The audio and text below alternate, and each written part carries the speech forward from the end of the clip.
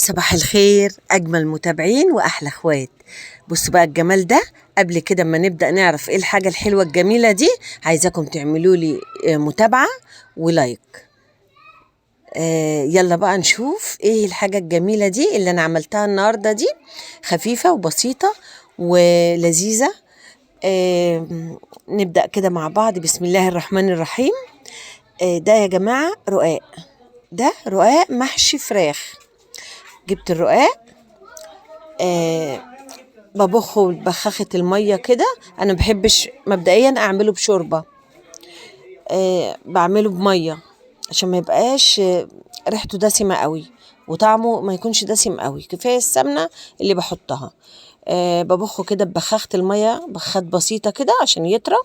وبعد كده بفرده على صينية كده، وبكون معصجة اللحمة يا إما عاملة الفراخ. أنا النهاردة عاملة الفراخ، مقطعة عليها بصلاية نص كيلو، مقطعة عليه بصلاية كبيرة، ومقطعة عليه فلفل أخضر حامي ورومي.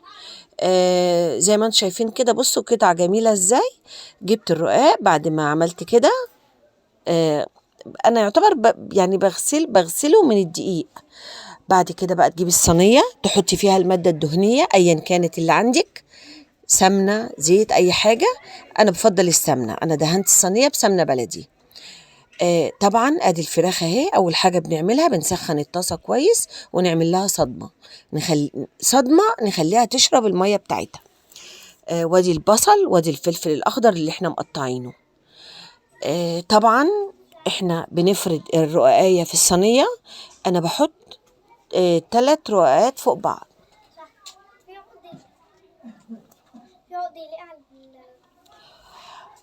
أنا بحط 4 رقاقات فوق و4 رقاقات تحت، وبحط الحشو. دي أول خطوة. ده البهارات اهيت، بهارات فراخ، ملح، جنزبيل، كزبرة، كاري، فلفل أسود. بعد ما الخلطة اللي أنا عملتها دي، أنا حطيت البصل والخضار اهوت على الفراخ. بعد كده بوطي النار شوية، بس برضو بخليها تشرب ميتها. نخلي بقى الفراخ تشرب المية بتاعتها، لان احنا محتاجين ان الحشوة ما يكونش فيها مية. ليه؟ علشان لو فيها مية او صوص هتعجن الرقاق، هتخليه معجن من قلبه. دي اول خطوة. خلينا بقى كده مع بعض نشوف هنعمل ايه الخطوة اللي بعد كده. هنجيب طبق، هنحط فيه بيضتين، 3 معالق دقيق، تقريبا كده كوباية حليب، على حسب ما تلف معاكي العجينة اللي هتعمليها. تمام كده. احنا كده خلاص حشينا الرقاق. دهنا كل رقاقية. انا بسيح سمنة واحطها في بولة جنبي. كل رقاقية تدهنيها بالفرشة سمنة. حلو الكلام. بعد كده بتحطي صينية الرقاق في الفرن، واول ما تبدأ بقى يعني لونها يبدأ كده ايه، خلاص داخله على ان لونها هيغير، هتبقى لونها مثلا ذهبي كده خفيف، تروحي مطلعاها وتحطي الخلطة اللي انا وريتها لحضرتك دي اهي، اللي انا بدلقها. انا حطيتها في الكبة عشان الدقيق ما يبقاش فيه اي تكتلات. كوبايتين بيضتين، كوباية حليب، 4 معالق دقيق أو 3 معالق على حسب ما العجينة تلف معاكي. تكون عجينة سايلة زي ما حضرتك شايفة كده، أخف من عجينة البشاميل بكتير، يعني خفيفة كده. وبعد كده ترجعي بصي، شايفة لو واخدة بالك صينية الرقاق لونها ايه؟ لونها ذهبي اهي، يعني كانت بادئة تدخل في ان هي تتحمر فوق وتحت كده. هنردها بقى للفرن تاني بعد ما سقيناها بالحليب والبيض والدقيق. هنردها للفرن تاني ونشوف بقى بعد كده الخطوة اللي بعدها هنعمل ايه.